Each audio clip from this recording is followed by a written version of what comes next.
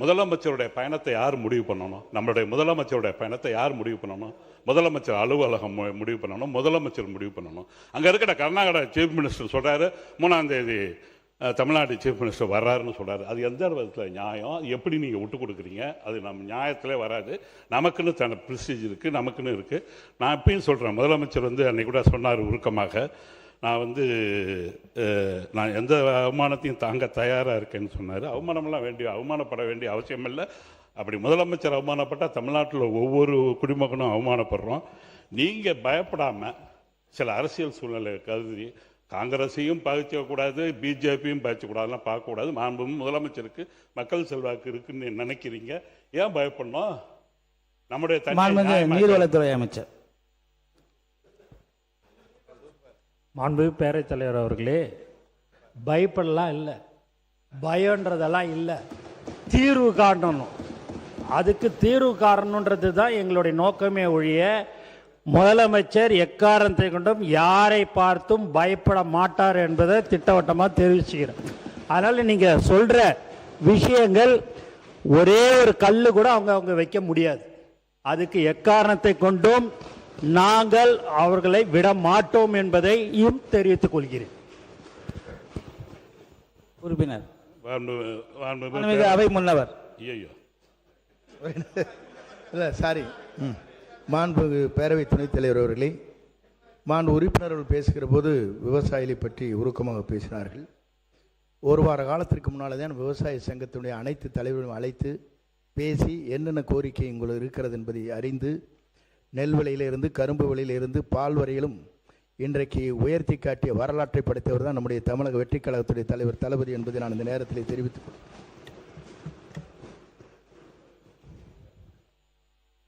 மாண்புமிகு பேரவைத் தலைவர்கள் அவர்களே, நான் நிதி பங்கீட்டில் நம்ம கொஞ்சம் கவனமாக இருக்கணுங்கிறது தான் என்னுடைய கவலை. நான் டெல்டா விவசாயிங்கிற முறையில் எங்களுக்கு பாதிப்பு இருக்குது. நீங்கள் என்னுடைய மாமா சொன்னார்ல, அது உண்மை.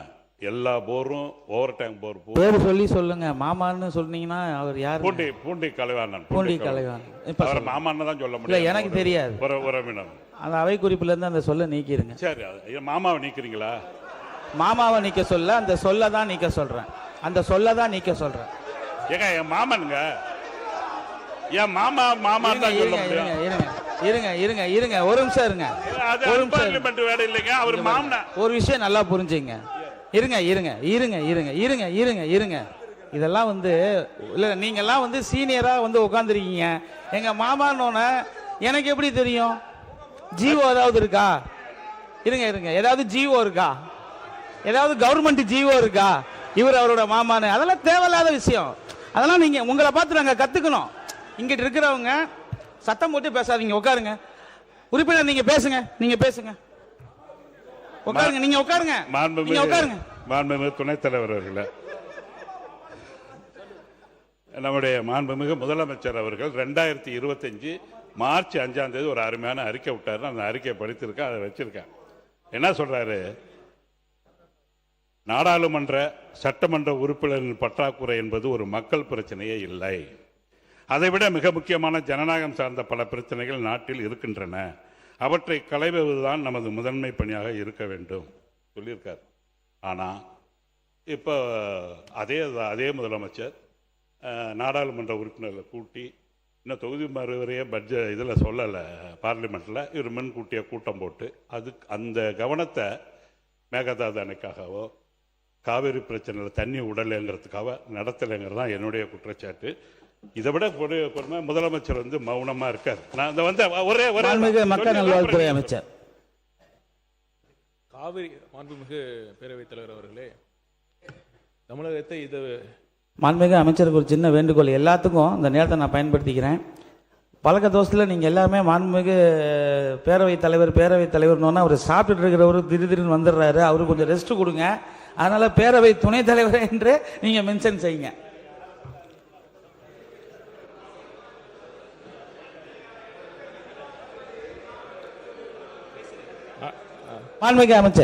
மாண்புமிகு உறுப்பினர் பேசுகையில் இந்த காவிரி பிரச்சனை, மேகதாது பிரச்சனைலாம் இப்போ தான் ஏதோ ஒரு 3 மாசமாக இருக்கிற மாதிரி தான் பேசிகிட்டு இருக்காரு.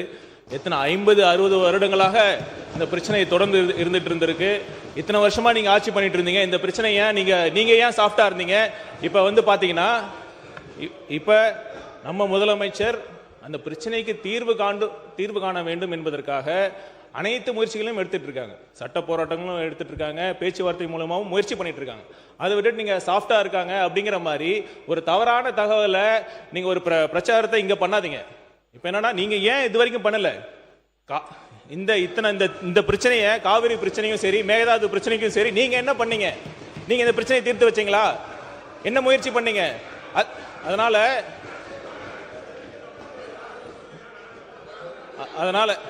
அதனால தயவு செய்து பேரவைத் தலைவர் அவர்களே, இதற்காக அனைத்து முயற்சிகளும் நம்ம மேற்கொண்டுட்டு தான் இருக்கிறோம். இப்ப சட்ட போராட்டங்களும் சரி, பேச்சுவார்த்தை மூலமா முயற்சி பண்ணிட்டு இருக்கோம். அதனால தேவையில்லாம இங்க யாருக்கும் எந்த பயமும் கிடையாது. உங்களுக்கே தெரியும், எந்தவித அழுத்தம் இருந்தாலும் இந்த தேர்தலில் வந்து எந்த அளவுக்கு அச்சம் என்ற வார்த்தையே எங்க தலைவரின் அகராதியில கிடையாது. சரிங்களா? நன்றி. மாண்புமிகு உறுப்பினர், மாண்புமிகு முன்னாள் முதல்வர் எடப்பாடி பழனிசாமி அண்ணன் அவர்கள். மாண்புமிகு பேரவைத் தலைவர்களே, மாண்புமிகு மக்கள் நல்வாழ்வுத்துறை அமைச்சர் சொன்னாங்க, நீங்கள் என்ன நடவடிக்கை எடுத்தீங்கன்னு. இது இன்றைக்கு நேற்றைக்கு வந்த பிரச்சனை. 1986 பொன்மனச்செம்மல் புரட்சித் தலைவர் எம்ஜிஆர் இருக்கிற காலத்திலே விவசாய சங்கங்கள் இந்த நீருக்காக வழக்கு தொடர்ந்தாங்க. அதில் இணைச்சு அன்றைக்கு தொடங்கி அனைத்து இந்திய அண்ணா திராவிட முன்னேற்ற கழக ஆட்சி இருக்கின்ற பொழுது இறுதி தீர்ப்பு பெற்றோம். ஆனால் அவ்வப்போது கர்நாடக அரசு மேகதாது அணை கட்டுவதற்கு முயற்சி எடுத்துட்டு இருக்கிறாங்க. அதன் அடிப்படையில் உச்சநீதிமன்றத்தில் போய் வழக்கு போட்டிருக்கிறாங்க. அதுதான் இப்போ பிரச்சனை. ஆக எல்லா அரசாங்கமே, அதிமுக அரசாங்கம் சரி, அதுக்கு பின் வந்து திமுக அரசாங்கமும் தொடர்ந்து இந்த காவிரி நதி நீருக்காக போராடிட்டு இருக்குது. தீர்ப்பையும் நாம் பெற்றுக்கிறோம். இதுதான் வரலாறு. பேரவை முன்னவர் அவர்கள். பேரவை மாண்புமிகு மக்கள் நல்வாழ்வுத்துறை அமைச்சர். பேரவை துணைத் தலைவர் அவர்களே, இப்ப மாண்புமிகு திமுக சட்டமன்ற உறுப்பினர் ரொம்ப உணர்வுபூர்வமாக விவசாயிகள் மீது அக்கறையை உணர்வுபூர்வமாக பேசினார். காவிரி விவகாரத்தில் திமுக எந்த அளவுக்கு துரோகங்கள் இழைத்தது என்று பேச ஆரம்பித்தால் நிறைய விஷயங்கள் பேசலாம்.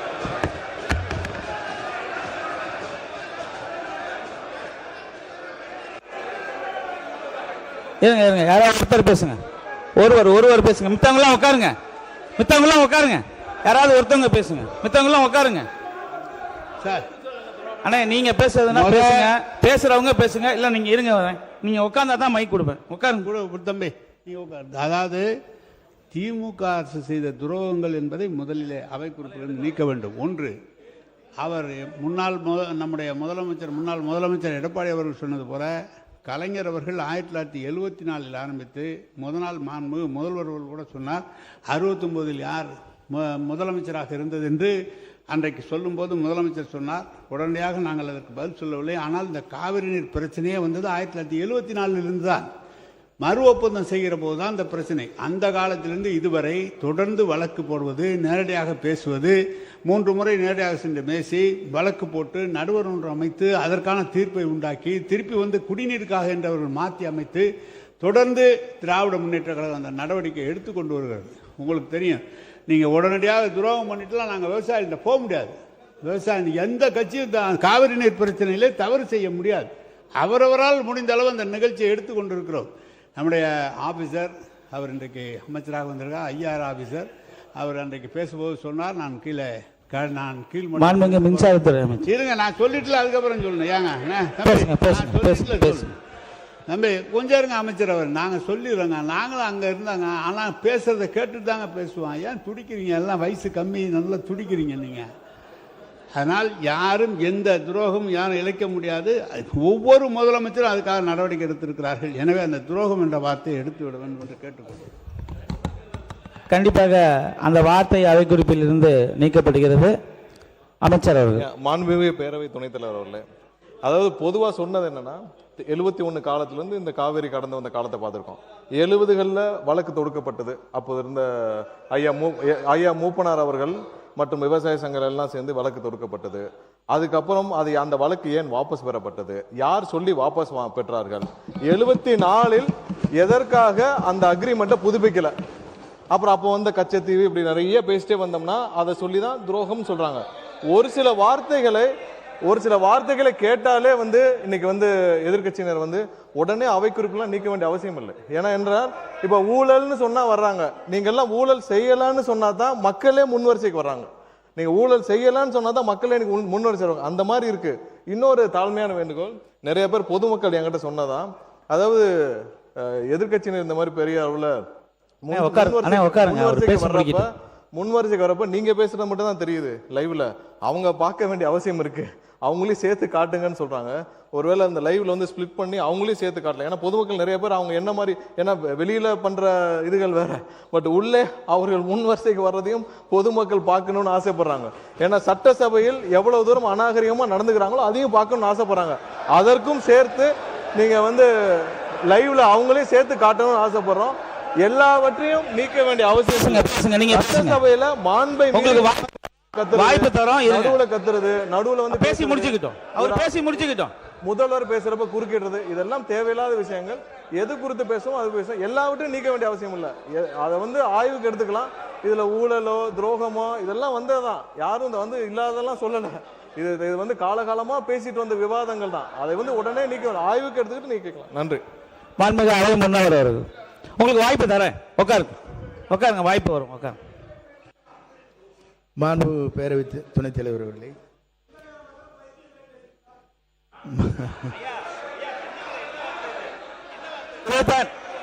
இல்ல ஒரு நிமிஷம் மாண்புமிகு பள்ளி கல்வித்துறை அமைச்சர்.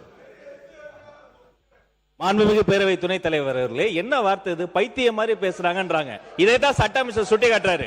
ஒருமையில் பேசுவது, வாடா போடா என்ன பேசுவது, இந்த மரபுக்கு விரோதமான வார்த்தைகளை பேசுவது, இதையெல்லாம் அவர்கள் தவிர்க்க வேண்டும். இந்த சைடு கண்ட்ரோல் பண்றதுக்கு வெற்றி தலைவர்களுடைய ஒரே ஒரு கடைக்கன் பார்வை போதும். ஆனா எல்லாரும் கேட்டுக்கொள்கிறாங்க, நேரலை கொடுத்துக்கிட்டு இருக்கோம். என்ன வார்த்தை அது? சபைக்கு இல்ல இதை ஏற்றுக்கொள்ள முடியாது, தவறான வார்த்தை. இப்ப அடிக்கிறதுக்கு பாஞ்சு வராரு, கையை வாங்கிட்டு வராரு. இவர் மீது நீங்க தகுந்த நடவடிக்கை எடுக்கணும் என்பதை நான் கேட்டுக்கொள்கிறேன். உட்காருங்க. அண்ணா ஒரு நிமிஷம். இந்த சம்பவத்தை பத்தி ஆய்வு பண்ணி பேரவை தலைவர் வந்ததுக்கு அப்புறம் தகுந்த பேரவை விதிகளுக்கு உட்பட்டு என்ன நடவடிக்கை எடுக்குமோ அதை எடுப்பார். நீங்க பேசுங்க. ஒரே ஒரு நிமிஷம். மாண்புமிகு அமைச்சர் நிர்மல்குமார் எதை பேசினாலும் சபையை வந்து கிளப்பி விட்டுறீங்க. அவர் நான் வந்தெல்லாம் அமைச்சர், இன்றைக்கு மாண்புமிகு அமைச்சர் ஆனந்த் அவர்கள் இருக்கிறார்கள், அவர்கள் பேசுவதோ அல்லது அதிகாரியோ நம்முடைய இருங்க, நான் சொல்லிடுறேன். நான் சொன்ன ஒரு நிமிஷம் நான் சொன்ன உறுப்பினர் வரும்.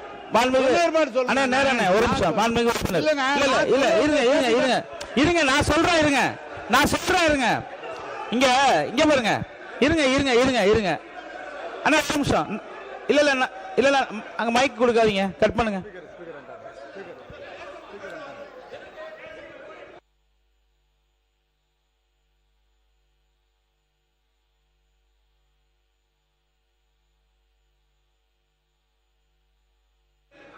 உறுப்பினர் கே நேரு எல்லாரும் இருக்கிறாங்க. ஆனா நீங்க மட்டும் ஏன் அப்படி குரோதமாக பேசுறீங்க? இருங்க வரேன். என்ன இருங்க வரேன். இருங்க பாய், நான் சொல்லுங்க, என்ன அப்படி பேசுறீங்க? ஏன் அப்படி பேசுறீங்க? சட்டம் இருங்க. நீங்க வந்து நான் அப்புறம் ஏதாவது சொன்னா வருத்தப்படுவீங்க. இருங்க, ஒண்ணா சொல்லிட்டு இருப்ப காமிக்கிறீங்க. மாண்பு உறுப்பினர் கே நேரு அவர்கள், மாண்பு உறுப்பினர் இருங்க, மாண்பு உறுப்பினர் கே நேரு அவர்களுக்கு உட்காருங்க. மாண்பு ஒவ்வொருத்தரும் நான் வரேன். கொஞ்சம் இருங்க. மாண்பு சட்டத்துறை அமைச்சர் இருங்க, நீங்க விளக்கமா பேசுங்க, பதில் சொல்லுவோம். மாண்புமிகு பேரவை தலைவர் அவர்களே, கேட்டுதான் யாரும் எதுவும் குதர்க்கமாலாம் பேசுறதில்ல. அதாவது ஒரு சில வார்த்தைகள் முதல்வர் பேசும்போது குறுக்கிடுறதும், இல்ல பொதுச் செயலாளர் இல்ல நீர்வள பாசனத்துறை நம்ம அமைச்சர் பேசுறப்ப குறுக்கிடுறதும், அங்கிருந்து தேவையில்லாத கமெண்ட் பாஸ் பண்றோம். இது பொதுமக்களுடைய பொதுவான கோரிக்கை. என்னன்னா அவர்கள் வந்து அங்கேயும் பார்க்கணும்னு ஆசைப்படுறாங்க. இது பொதுவான கோரிக்கையை தான் நாங்கள் சொன்னோம் தவிர யாருடைய இங்க வந்து யாரையும் குதர்க்கமாலாம் பேசுறதில்ல. காவேரி விஷயத்துல இதே சபையில பல விவாதங்கள் நடந்திருக்கு. காவேரி விஷயத்துல என்னென்ன கடந்து வந்த பாதை பல விவாதங்கள் நடந்திருக்கு. 2007 வந்தது ஏன் 2013 வரைக்கும் கெசட்ல வெளியிடாம இருந்துச்சு. இது மாதிரி பல விவாதங்கள் நடந்துருச்சு. அதனால உடனே எல்லாரும் வந்து அதை நீக்க வேண்டிய அவசியம் இல்லை, ஆய்வுக்கு எடுத்துக்கலாம். மாண்புமிகு உறுப்பினர் கே நேரு அவர்கள். பேரவைத் தலைவர் அவர்களே, பேரவைத் தலைவர் நடுநிலையாக இருவரையுமே பேச சொல்லி அனுமதித்து வர கருத்துக்களை சொல்கிறார். ஒரு தவறான கருத்து என்றால் நீக்க சொல்கிறார். ஆனால் நேரடியான ஒளிபரப்பு இதில் நீக்கினாலும் நாங்கள் பத்திரிகையில் தான் வராமல் இருக்குமே தவிர நேரடியாக ஒளிபரப்பாயிரு. எங்களுடைய முகத்தை காண்பிக்கவில்லை என்றெல்லாம் இந்த சட்டமன்றத்தில் எவ்வளவோ நிகழ்ச்சிகளை நாங்கள் பார்த்திருக்கிறோம், எவ்வளவோ காரசாரமான விவாதங்களை நடத்தியிருக்கிறோம். ஆனால் திறந்தாழ்ந்து என்றைக்கும் போனதில்லை. நீங்கள் மக்கள் பார்த்து கொள்ளட்டும். யார் இங்கேயும் காமிங்க அங்கேயும் காமிங்க, மக்கள் தீர்ப்பு சொன்னால் நாங்கள் ஏற்றுக்கிறோம். ஆனால் அமைச்சர் நீங்கள் தயவுசெய்து சொல்கிறேன், நீங்கள் எதோ அநாகரிகமானலாம் பேசாதீங்க, அதெல்லாம் பேசாதீங்க, அதெல்லாம் சரியாக இருக்காது. சொல்லுங்கள் அநாகரிகம். அது அவை முன்னவர், அவை முன்னவர் வரேன், நான் வரேன். முன்னவர் மாண்புமிகு பேரவை தலைவர் அவர்களே, அதுபோன்ற வார்த்தைகள் பேசவில்லை என்று அவர் சொல்லியிருக்கிறார். அதே நிறைவாக இருங்க சொல்கிறேன், சொல்லியிருக்காருங்க, சொல்கிறாருப்பா. ஆகவே அவர் சொன்னது ஒன்றே ஒன்று தான், அந்த பகுதியிலும் காட்டுங்கள் மக்கள் பார்க்கட்டும்னு தான் சொன்னார், தவிர வேற ஒன்றும் இல்லை. தயவு ஆகவே மாண்புமிகு உங்களை பார்க்குறேங்க, மாண்புமிகு நம்முடைய எதிர்க்கட்சி துணைத் தலைவர் அவர்கள் இங்கே பேசுகிற போது சொன்னார்கள் காவிரி நீர் பிரச்சனை பற்றி. காவிரி நீர் பிரச்சனையை பொறுத்தவரையிலும் அரசும் அங்கே இருக்கிற விவசாய சங்கத்தினுடைய தலைவர் அவரும் இருவரும் சேர்ந்துதான் வழக்கு முதலில் போட்டார்கள். ஆனால் தமிழக அரசு அன்றைக்கு உங்கள் ஆட்சியில் இருக்கின்ற போது அதை வாபஸ் பெற்றீர்கள். பிறகு புரட்சி தலைவர் சொல்லிருங்க இல்லைங்க, புரட்சி தலைவி வழக்கு புரட்சி தலைவி அம்மா பொறுப்பேற்றதற்கு பிறகு 89 அம்மா புரட்சி தலைவி தான் சொன்னேன், இல்லைங்க சொல்லிடுறேன். அம்மா அவர்கள் பொறுப்பிலே வந்ததற்கு பிறகு அந்த வழக்கை தொடரலாம் என்று அரசின் சார்பாக அல்ல, கட்சியின் சார்பாகவே அந்த வழக்கை தொடர்ந்து அதற்கு பிறகு அரசின் சார்பாக வந்து சேர்க்கப்பட்டிருக்கிறது. ஆகவே அம்மாவை பொறுத்தவரையில் அன்றைக்கு எடுக்கப்பட்டிருக்கிற நடவடிக்கை பேச்சுவார்த்தையின் மூலமாக என்றைக்கும் நிறைவேறாது. ஆனால் வழக்கு மன்றத்தின் மூலமாக அது வெற்றி காண்பேன் என்று சூழலை ஏற்று வெற்றி கண்டவர் நம்முடைய புரட்சித் தலைவர் அம்மா என்பதை நான் இந்த நேரத்தில் தெரிவித்துக் கொள்கிறேன். மாண்புமிகு உறுப்பினர் கே நேரு அவர்கள். இந்த சட்டமன்றத்தில் மாண்பு பேரவைத் தலைவர் அவர்களே, இந்த சட்டமன்றத்தில் ஏன் வழக்கு வாபஸ் பெறப்பட்டது என்பதெல்லாம் பல விளக்கமாக முதலமைச்சர்களே பேசியிருக்கிறார்கள். பிரதமர் ஒரு கூப்பிட்டு இது நான் சமாதானப்படுத்துகிறேன், நீங்கள் இது மாதிரி செய்யுங்கள் என்று சொல்கிற போது பிரதமர் பேச்சை கேட்க வேண்டிய நிலை. அதற்கப்புறம் தான் நீதிமன்றத்துக்கு போனோம். இதெல்லாம் விளக்கம் சொல்லப்பட்டிருக்கிறது. ஏதோ வேண்டுமென்ற நாங்கள் எப்படி அந்த காவிரி பகுதியிலே பிறந்து காவிரி பகுதியிலே வளர்ந்து விவசாயிகளாக இருக்கிற நாங்கள் எப்படி காவிரியை விட்டு கொடுப்போம்? விட்டு கொடுப்பதற்கு வாய்ப்பே கிடையாது. எனவே வாபஸ் பெறப்பட்டது இது என்று சொல்வது என்பது மாண்பு பிரதமர் சொல்கிறார். பிரதமர் ஒரு வார்த்தை சொல்கிற போது மாண்பு முதலமைச்சர் எப்படியாவது சுமூகமான ஒரு நிலை ஏற்பட வேண்டும் என்ற எண்ணத்தில் தான் அது செய்யப்பட்டது தவிர அதற்காக நாங்கள் வேண்டுமென்றே செய்யப்பட்டதெல்லாம் என்று இல்லை. மாண்புமிகு அவை முன்னவர். பேரவைத் தலைவர் அவர்களே, பிரதமர் எங்களை அழைத்து பேசினார்கள், ஆகவே நாம் வாபஸ் பெற்றோம் என்று சொன்னார்கள், அதற்கு நன்றி. மாண்புமிகு சட்டத்துறை அமைச்சர் முடிங்க. மாண்புமிகு பேரவைத் தலைவர்களே, இவ்வளவு காலமாக வைக்கப்பட்ட குற்றச்சாட்டு என்னன்னா, ஒருதலை பட்சமாக பிரதமர் சொல்லி ஒரு முடிவை எடுத்திருக்கிறார். அன்று இருக்கிற ஒன்றிய அரசுக்கு சாதகமா எடுத்தார்னு சொல்றதான் குற்றச்சாட்டு. அதான் குற்றச்சாட்டு. அதனாலதான் அந்த காலகட்டத்தில் அந்த வழக்கு 2007 வரை நமக்கு கொண்டு வந்து வர்றதுக்கு இத்தனை 40 வருட டிலேயே இந்த அன்னைக்கு வாக்கு பாஸ் வாங்கினால தான். அதுக்கப்புறம் 83 புரட்சி தலைவர் கொண்டு வந்து அந்த வழக்கை திரும்பவும் பதிவு செய்தார். அதுக்கப்புறம் அம்மா முடிச்சு வச்சாங்க. 2013 வரை எவ்வளவு போராடி அந்த கெசட்டை வெளியிட வச்சாங்க. 2018 வந்த தீர்ப்பு எப்படி வந்துச்சு எல்லாமே தெரியும். இது ஒரு விஷயத்தை ஒத்துக்கொண்டதற்கு மிக்க நன்றி. மாண்பு உறுப்பினர், உங்களோட மட்டும் உறுப்பினர் நீங்க பேச விளக்கத்தோடு முடித்து விட்டு நான் முடிவு சொல்றேன், நீங்க பாருங்க. சபையிலே இதை பற்றி அதிகமான தரவை சொல்லப்பட்டிருக்கிறது. அவருக்கு இது தெரியுமா தெரியும், ஆனால் தெரிந்திருக்க வேண்டும், கொஞ்சம் கற்றவர் தெரிஞ்சிருக்க வேண்டும். ஏற்கனவே இது சொல்லப்பட்டு அதுக்கப்புறம் தான் நடுவர் மன்ற தீர்ப்பை வலியுறுத்தி நடுவர் மன்றத்தில் 220 டிஎம்சி என்று சொல்லி அதற்கு பிறகு ஒரு வழக்கு தொடர்ந்து 14 டிஎம்சி குடிநீருக்காக குறைக்கப்பட்ட காலம் தொடர்ந்து சட்ட போராட்டம் நடத்தி தான் வந்திருக்கமே தவிர எந்த இடத்துலையும் விட்டு கொடுத்ததில்லை. எனவே நன்றி சொல்றது உங்களுக்கு நன்றி, இதை கொண்டு வந்ததுக்காக.